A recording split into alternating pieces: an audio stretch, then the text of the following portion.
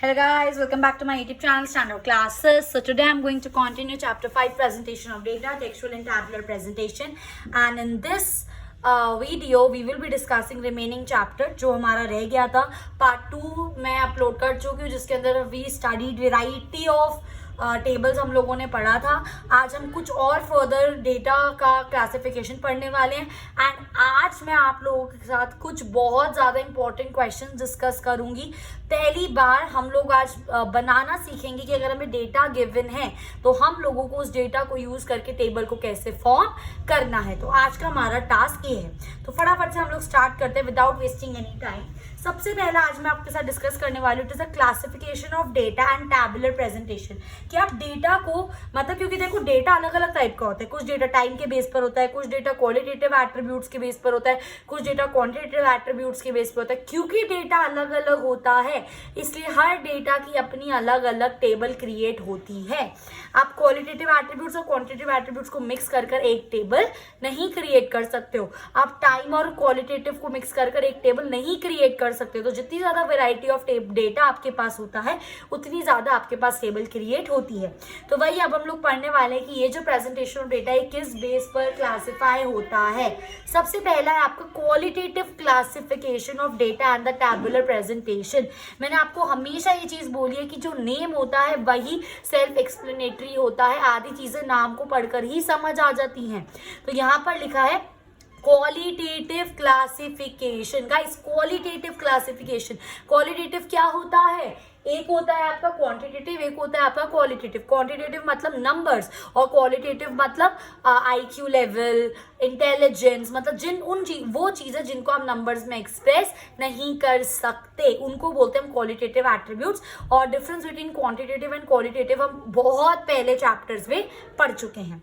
ठीक है, सो यही चीज हम पढ़ रहे हैं. क्वालिटेटिव क्लासिफिकेशन नाम से ही पता चल रहा है वो डेटा विच इज क्लासिफाइड जिसको हम ग्रुप्स में डिवाइड करते हैं on the basis of their qualitative attributes. For example, देखो यहाँ पे लिखा है when data is classified on the basis of the qualitative attribute or qualitative characteristics. ठीक है, तो एग्जाम्पल देखो. फॉर एग्जाम्पल मैं यहाँ पर बात कर रही हूँ मेल और फीमेल्स की. मैं यहाँ पर बात कर रही हूँ किसकी?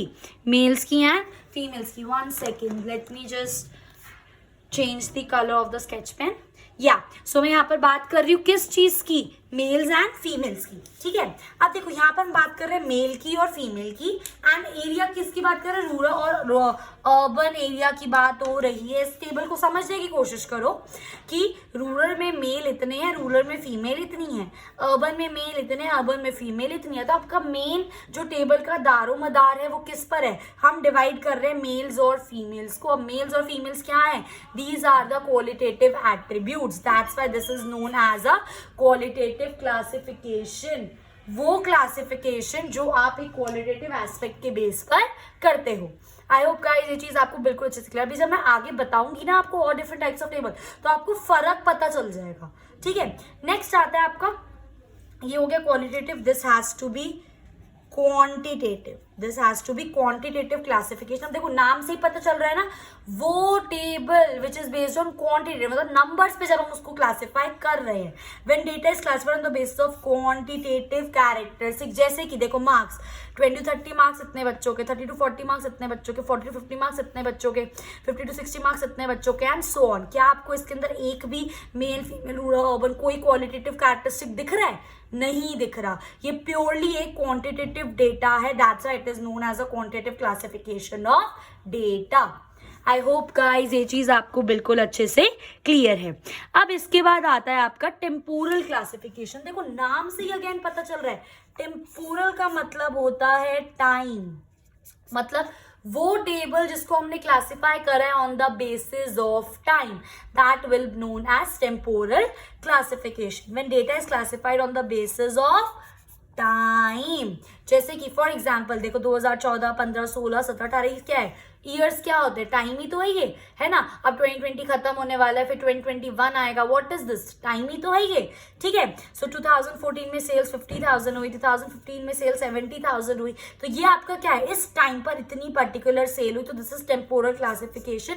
अब बच्चों के मन में एक क्वेश्चन आ सकता है जो यूजुअली मुझसे वो पूछते हैं कि अगर देखो इसके अंदर और इसके अंदर क्या फर्क हुआ, इसके अंदर भी नंबर्स है, इसके अंदर भी नंबर्स है, तो ये क्वांटिटेटिव क्लासिफिकेशन में होना चाहिए। पर आपको यही कॉन्सेप्ट को पकड़ना है। इसके अंदर हम बोल रहे हैं कि 20 to 30 अगेन नंबर के बीच में इतने बच्चों के नंबर है, 30 to 40 के बीच में इतने नंबर ऑफ स्टूडेंट्स है, 50 to 60 के बीच में इतने नंबर ऑफ स्टूडेंट्स है, दोनों नंबर है। पर यहाँ पर आप बात कर रहे हो टाइम की, 2014 में मान रही हूँ नंबर है, बट ऐसा नंबर नहीं है वो, मेरी बात समझने की कोशिश करो। यहाँ पर ये जो मार्क्स की बात हो रही है, 20 to 30 मार्क्स है, यहाँ पे ये ईयर है, तो इनको नंबर नहीं बोलेंगे। अब ईयर को हम लिखते हैं इसमें, तो वो एक अलग चीज है, ये सबसे बड़ा फर्क है, इसलिए इसको हम क्या बोलते हैं, टेम्पोरल क्लासिफिकेशन।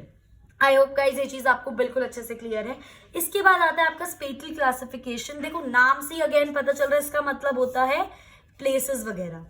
जब आप क्लासिफिकेशन कर रहे हो on the basis of places या लोकेशन। फॉर एग्जांपल अगर मैं आपको बताऊं, जैसे यूएसए में 50,000 नंबर ऑफ स्टूडेंट्स, अब देखो ये क्या है, ये प्लेसेस हैं, UK is a place, Japan is a place, Russia is a place and Australia is a place, ठीक है। तो इन सारी प्लेसेस के बेस पे हमने नंबर ऑफ, यूएसए में 50,000 बच्चे हैं, यूके में 15,000 बच्चे हैं, जापान में 5,000 बच्चे हैं, रशिया में 2,000 बच्चे और ऑस्ट्रेलिया में 7,000 बच्चे हैं। तो ये क्या करा, प्लेस के बेस पे कितनी आपके स्टूडेंट्स है, तो this is known as spatial classification. I hope guys ये चीज आपको बिल्कुल अच्छे से क्लियर है। 4 तरह की क्लासिफिकेशन पढ़ी, qualitative classification, quantitative classification, temporal classification and spatial classification. कोई भी डाउट हो कमेंट करके मुझे जरूर पूछना, definitely answer each and every query, ठीक है। नेक्स्ट टॉपिक आता है हमारा, अब जब हम ये जो टैबुलर प्रेजेंटेशन कर रहे हैं, इनके फायदे क्या है, What are its merits, ठीक है, बेनिफिट्स की बात हम करेंगे। सबसे पहली बात, जब भी आप किसी टैबुलर फॉर्म में अपना डेटा को प्रेजेंट कर रहे हो तो कितना सिंपल हो जाता है ना। जैसे फॉर एग्जांपल मैं अगर इस वाले डेटा को मैं एक लाइन में लिख दूं तो बिट कॉम्प्लिकेटेड लगेगा, बट देखो टेबल में लिखा तो एक बार देखते ही पता चल गया, यूएसए में 50,000 बच्चे हैं, यूके में 15,000 बच्चे हैं, जापान में 5,000 बच्चे हैं। तो टेबल में जब आप डेटा अपना लगाते हो तो it makes your presentation very brief, simple and brief. मतलब टेबल में अगर आप रोज एंड कॉलम से अपने डेटा को अरेंज करते हो तो आपका जो डेटा अरेंजमेंट होता है, जो डेटा ऑर्गेनाइजेशन होता है, बहुत ज्यादा सिंपल हो जाता है और बहुत ज्यादा ब्रीफ हो जाता है। आपको ज्यादा डिटेल में पढ़ना नहीं पड़ता समझने के लिए, आप देखते ही बता पाते हो वो चीज क्या है, ठीक है। नेक्स्ट आता है आपका इट फैसिलिटेट कंपैरिजन। डेफिनेटली जब भी आप टेबल में डेटा प्रिपेयर करते हो, मैंने आपको लास्ट वीडियो में भी ये चीज बताई थी कि अगर आपको कोई चीजें कंपेयर करनी है तो आप उनको रोज में पुट करो या कॉलम्स में पुट करो। ऐसा नहीं है कि अगर आपको 2 चीजें कंपेयर करनी है तो एक आपने रो में रखा, एक आपने कॉलम में रखा। नो, अगर आपको कुछ भी चीज कंपेयर करनी है थ्रू अ टेबल तो आप उनको या तो दोनों को रोज में रखो चीजों को, या तो कॉलम्स में रखो। इतनी बात समझ आई। तो जब हम टेबल में डेटा को प्रेजेंट कर रहे हैं तो क्या कर रहे हैं, हम इजीली कंपैरिजन भी कर सकते हैं, या तो उनको रोज में रखकर या तो उनको कॉलम्स में रखकर। कंपैरिजन से ही तो हमारा स्टडी आगे बढ़ेगा, कंपैरिजन से ही तो हमें रिजल्ट पता चलेगा। आई होप गाइस ये चीज आपको क्लियर है, ठीक है। इसके बाद आता है एक easy analysis. Now what is in this easy analysis, again भाई टेबल को देखते ही पता चल जाना, ठीक है। इन इजी एनालिसिस जब हम डेटा आप क्रिएट करते हो, आप डेटा को ऑर्गेनाइज करते हो जब in the form of table, तो आप इजीली उसको एनालाइज, मतलब इस टेबल का क्या मीन निकल सकता है, क्या मीडियन निकल सकता है, क्या सेंट्रल टेंडेंसीज है। सेंट्रल टेंडेंसीज और मीन मीडियन मोड सुना होगा, नहीं सुना तो कोई बात नहीं, अभी आगे आने वाले चैप्टर्स में हम ये सब चीजों के बारे में बहुत डिटेल में, बहुत इस तरीके से मैं आपके दिमाग में चीज फिट कर दूंगी कि आप बोलोगे भाई अच्छा ऐसा भी कुछ, हाँ हमें अच्छे से आता है, ठीक है। इतने क्लियर हम कर देंगे। तो इजी एनालिसिस मतलब जब आप टेबल में डेटा प्रेजेंट करते हो आप उसमें मीन, मीडियन, मोड, आपके डिस्पर्शन, जितनी भी चीजें आप कोरिलेशन, सब कुछ उसके अंदर अप्लाई कर सकते हो। नेक्स्ट आता है इसका highlights the characteristics of data, कि जो डेटा में इंपॉर्टेंट चीजें होती है एकदम से उन पे नजर जाएगी अगर आप टेबल में उनको हाईलाइट करके रखोगे या फिर आप उनको रोज की हेडिंग्स में और कॉलम्स की हेडिंग में लिखोगे, तो हाईलाइटेड डेटा पे एकदम से आपकी नजर जाती है। तो बेसिकली टेबल क्या करती है, जो इंपॉर्टेंट डेटा है उसको हाईलाइट करती है। लास्ट इज इकोनॉमिकल, बिकॉज सबसे ज़्यादा इतना ज़्यादा कोई कॉम्प्लिकेटेड टास्क नहीं है एक टेबल को क्रिएट करना। फटाफट से अरेंज करा, टेबल क्रिएट करा, तो एक तरीके से आपका टाइम, एफर्ट्स, मनी, जब भी आपके इकोनॉमिक्स में वर्ड दिखे ना economical, that means in the term of time, efforts and money. तो एक टेबल क्रिएट करने में टाइम भी बचता है, पैसे भी बचते हैं एंड एफर्ट्स भी बचते हैं। आपने टेबल तो क्रिएट कर लिया, चलो माना टाइम लगा के टेबल क्रिएट करा और आपके एफर्ट्स भी बहुत ज़्यादा लगे, बट जब आप उसका एनालिसिस करोगे टेबल का, जब आप उसको स्टडी करोगे टेबल को, क्योंकि अल्टीमेटली हमारा मेन मोटिव क्या है, कंक्लूजन्स निकालना, रिजल्ट्स निकालना, तो एक बहुत ज़्यादा ईजी टास्क हो जाता है टेबल से रिजल्ट्स निकालने में। ना टाइम लगता है, ना एफर्ट्स, ना ही ज़्यादा पैसे। दैट्स वाई इस चीज़ को हम क्या बोलते हैं, इकोनॉमिकल प्रेजेंटेशन आप इसको बोल सकते हो। आई होप गाइज ये चीज आपको बिल्कुल अच्छे से क्लियर है। ये था हमारा पूरा चैप्टर का theory. I am so sorry, जो हम लोगों ने यहाँ पर डिस्कस करा। ठीक है, अब आते हैं हम इस चैप्टर की सबसे ज्यादा मेन चीज पर, सबसे ज्यादा बेस पर, कि जब आपको डेटा दे रखा हो आपको उससे टेबल कैसे क्रिएट करना है। आ रही है मेरी बात समझ? तो फटाफट से स्टार्ट करते हैं। मैंने यहाँ पे 2-3 क्वेश्चंस आप लोगों के लिए पिक करे हैं। ठीक है, इसके बाद मैं इसके ऊपर एक और वीडियो बनाऊंगी जिसके अंदर मैं और डिफरेंट टाइप्स के क्वेश्चन आपके साथ डिस्कस करूंगी and that will be the last video of this chapter. उस वीडियो में मैं सारे टाइप के इंपॉर्टेंट क्वेश्चंस पिकअप कर लूंगी ताकि आप इजिली सब कुछ कर सको। ठीक है, तो हमारा क्वेश्चन 1 क्या बोल रहा है, ध्यान से पढ़ेंगे सारे बच्चे। प्रिपेयर अ ब्लैंक टेबल, हमें एक टेबल बनाना है टू शो द परसेंटेज, हमें ओके ठीक है, तो हमें एक ब्लैंक टेबल बनाना है जिसके अंदर हमें परसेंटेज शो करनी है। किस चीज की? रूरल एंड अर्बन पॉपुलेशन की। इंडिया में पॉपुलेशन है, उसमें से रूरल कितनी है परसेंटेज है, अर्बन कितनी परसेंटेज है, ये बताना है। कितने साल की? 1981, 1991, 2001 एंड 2011। इतनी बात हम सबको क्लियर हो गई। अब देखो, इसके अंदर आपको परसेंटेज 2 चीजों की बतानी है, इतने सारे साल पर बनानी है। अब आप सोचोगे कैसे? ये ना चीज प्रैक्टिस से आएगी। सबसे पहली बात तो मेरी, अब कुछ 1-2 बातें इंपॉर्टेंट सुनो। जब हमें डेटा दे रखो, टेबल कैसे क्रिएट करनी है, अब आप सोचोगे कैसे कि हम टेबल कैसे बनाएं। अब देखो, फर्स्ट टाइम आप ये चीज पढ़ रहे हो तो एकदम से माइंड में क्लिक नहीं होगा, पर जैसे ही आपने 5, 6, 7 क्वेश्चंस इसके प्रैक्टिस कर लिए तो आपके माइंड में ऑटोमेटिकली फॉर्मेट आ जाएगा कि हम इसको कैसे बना सकते हैं। अब देखो, मैं कोशिश करती हूँ कि जिस तरीके से मैं सोचती हूँ मैं आपको भी उस तरीके से सोचवाऊं, कि आप भी उस तरीके से सोचो और उस चीज को क्रिएट कर सको। ठीक है, मुझे यहाँ पर दिख रहा है परसेंटेज बतानी है मुझे पॉपुलेशन में 2 चीजों की, रूरल और अर्बन की।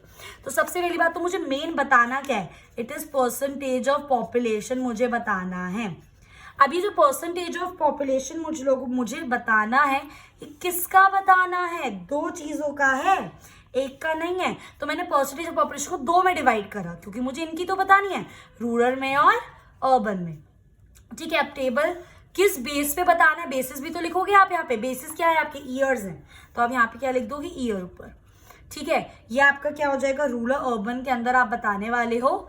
ठीक है, और हमेशा याद रखना टेबल में टोटल आएंगे ही आएंगे, चाहे आप टोटल वर्टिकली लो चाहे आप टोटल हॉरिजॉन्टली लो। ठीक है, ईयर्स क्या क्या है आपके गाइस? 1981, 1991, 2001 एंड 2011।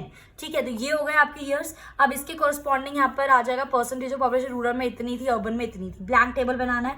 मैंने आपको क्या बताया, आपके पास टोटल हमेशा होना चाहिए, क्योंकि मेरे पास यहाँ पे स्पेस नहीं, आप चाहते तो नीचे भी टोटल ले सकते थे, बट यहाँ पर भी स्पेस है तो हम यहाँ पे टोटल ले लेते, क्या प्रॉब्लम है? तो ये आपका क्या आ जाएगा यहाँ पर? टोटल। अब इस टेबल को समझने की कोशिश करो, ये टेबल आपको बोल क्या रहा है? ये टेबल आपको ये बोल रहा है कि रूरल परसेंटेज ऑफ पॉपुलेशन 1981 में रूरल कितनी थी, अर्बन कितनी, टोटल कितनी होगी। 1991 में रूरल कितनी थी, अर्बन कितनी, टोटल कितनी है। 2001 में रूरल कितनी है, अर्बन कितनी है, टोटल इतनी है। 2011 में रूरल कितनी है, अर्बन इतनी, टोटल इतनी है। सिंपल। ठीक है, अभी और क्लियर होगा, बिल्कुल घबराना मत किसी भी चीज से, अभी और अच्छे से समझ आएगा कि मैं बोल क्या रही हूँ। ठीक है, अब next illustration is a very good illustration and a very important illustration. तो एक एक बच्चा मेरी बात को ध्यान से सुनेगा और जिस तरीके से मैं करूंगी आप भी ट्राई करना, आप उसी तरीके से क्वेश्चंस को कर सको ताकि आप इजिली सब चीजें अटेम्प्ट कर सको। ठीक है, देखो क्या बोल रहे हैं। In a sample study about the coffee habits in 2 towns, 2 town है जिसमें हमें उनकी कॉफी हैबिट्स के बारे में बताया हुआ है। ठीक है, 2 टाउन, इतना तो हम लोगों को पता चल गया। ठीक है, अब वो बोल रहा है टाउन एक्स में 52% were males, 25% were coffee drinkers and 16% were male coffee drinkers. जब भी ऐसा डेटा गिवन हो सबसे पहले एक फ्लो चार्ट बनाओ। वो बोल रहा है 52% वर मेल्स, तो ये अंडरस्टूड सी बात है 11वीं के बच्चे के लिए कि अगर 100% लोग हैं, क्योंकि परसेंटेज में डेटा गिवन है, तो अगर 52% मेल्स हैं तो फीमेल्स कितनी होंगी।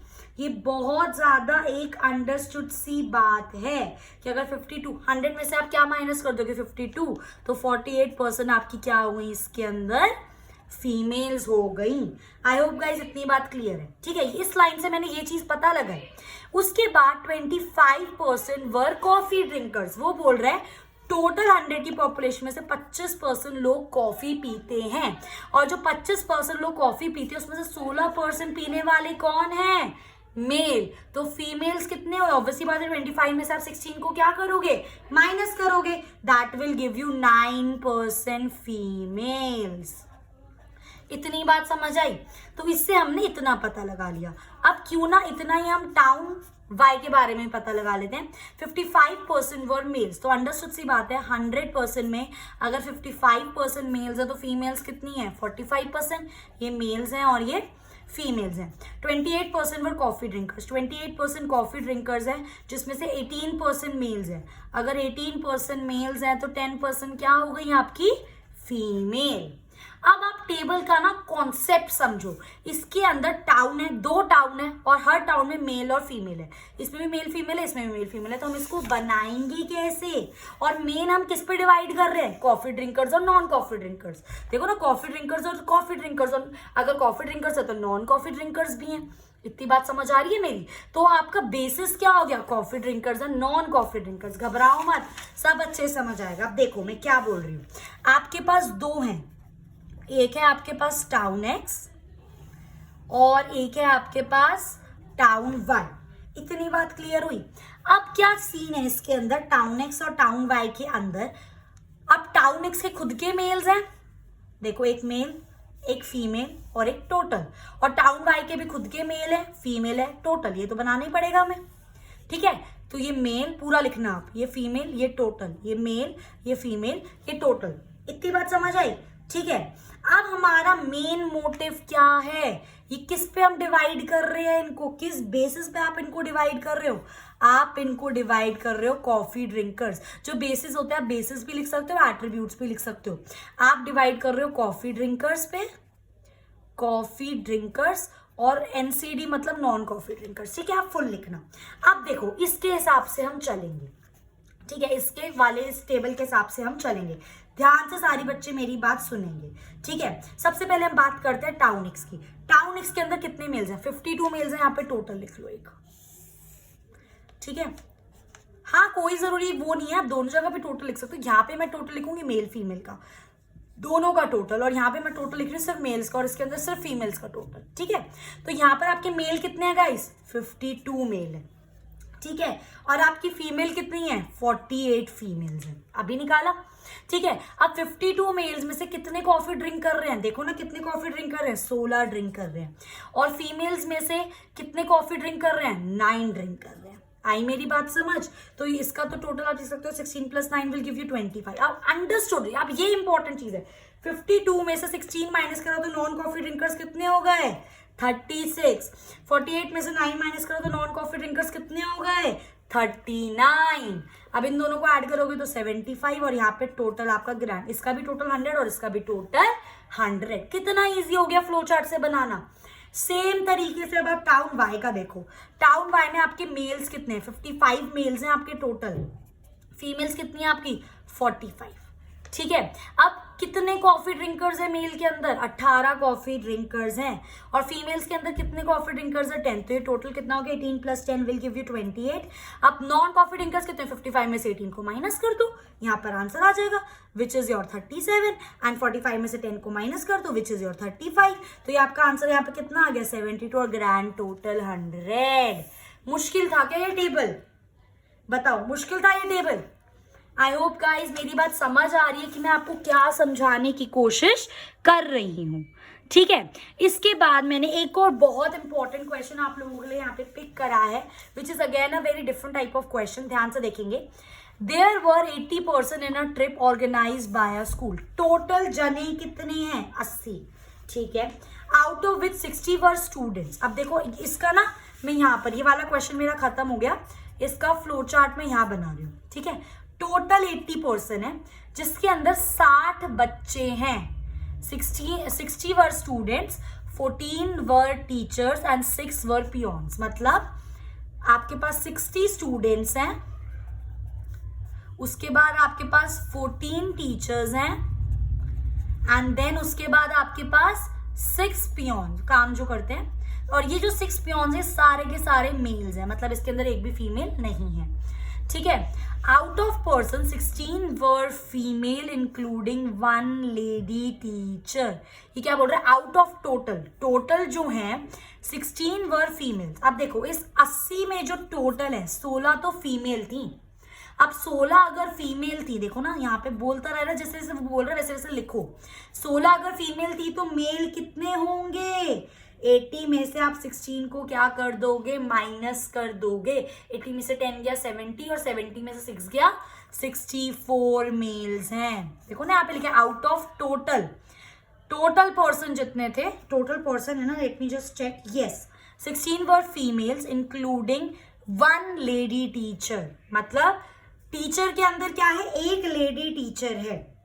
ठीक है, अभी देखते हैं इस टेबल को, आपको इस वाले इंफॉर्मेशन को आपको प्रेजेंट करना है in a form of a table. अब बच्चे सोचेंगे हम इसको कैसे करें? बच्चों देखो, आपको 3 मेन हेड दे रखे हैं, स्टूडेंट टीचर पियोन्स. तो ये आपका क्या हो गया? बेसिस. अब आपको बताना है स्टूडेंट्स में कितने मेल है कितने फीमेल है, टीचर्स में कितने मेल है कितने फीमेल है, पियोन में कितने मेल है कितने फीमेल है. बस अब यही तो बताना है नहीं बताना. आ रही है मेरी बात समझ? ठीक है, अब देखो इसको बनाएंगे कैसे. इस वाली टेबल इस डेटा के हिसाब से बनाएंगे. कोशिश करते हैं इसको बनाने की, मैं भी आप लोगों के साथ बना रही हूँ. ठीक है, सबसे पहली बात तो हम मेन डिवाइड कर रहे हैं कि हमारे पास 2 सेक्स हैं. ऑब्वियसली ट्रांसजेंडर के यहाँ पे नहीं लिया हुआ इन्होंने, तो एक मेल हो गया और एक फीमेल हो गया. ठीक है, अब जब आपका ये मेल और फीमेल हो गया तो यू हैव सम बेसिस. कुछ आपके पास बेसिस होने चाहिए. तो ये हो गया आपका यहाँ पर बेसिस. ठीक है, क्योंकि देखो सब में मेल फीमेल की बात हो रही है. टीचर्स में एक मेल है, कितनी फीमेल है, सब में टीचर, इन सब चीजों की बात हो रही है. तो मेरे पास 3 कैटेगरी है. मेरे पास स्टूडेंट्स हैं, मेरे पास टीचर्स हैं एंड मेरे पास पियोन्स हैं. और यहाँ पर हम क्या लिख सकते हैं? टोटल. अब देखो स्टूडेंट्स टोटल कितने हैं? 60. इसमें किसी को कोई दिक्कत? ठीक है, टीचर्स टोटल कितने हैं हमारे पास? 14. और पियोन टोटल कितने हैं हमारे पास? 16. 6. इतनी बात समझ आई? ठीक है, अब वो तो सीधा सीधा बोल रहा है कि 6 है, सारे के सारे मेल है. तो यहाँ पे 6 मेल हो गए, तो मतलब फीमेल कितने हैं आपके पास? 0. ठीक है, अब एक बहुत इंपॉर्टेंट चीज है इसके अंदर समझने वाली, मेरी इस बात बहुत ध्यान से सुनना.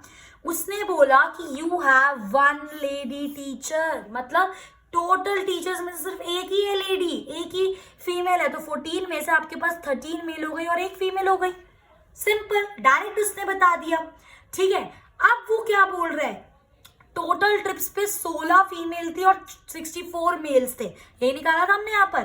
तो आप इसका अगर टोटल लिखो यहाँ पर गाइस, अगर आप इसका यहाँ पर टोटल लिखो तो आपके पास फीमेल्स टोटल कितनी होनी चाहिए? 16 फीमेल्स होनी चाहिए. और मेल्स टोटल कितने होने चाहिए? 64. तो अब 16 में से 1 गया तो फीमेल स्टूडेंट्स कितने हुए हैं आपके? 15. एग्जैक्टली, ये पता होना था, फिर माइनस करके ये आएगा.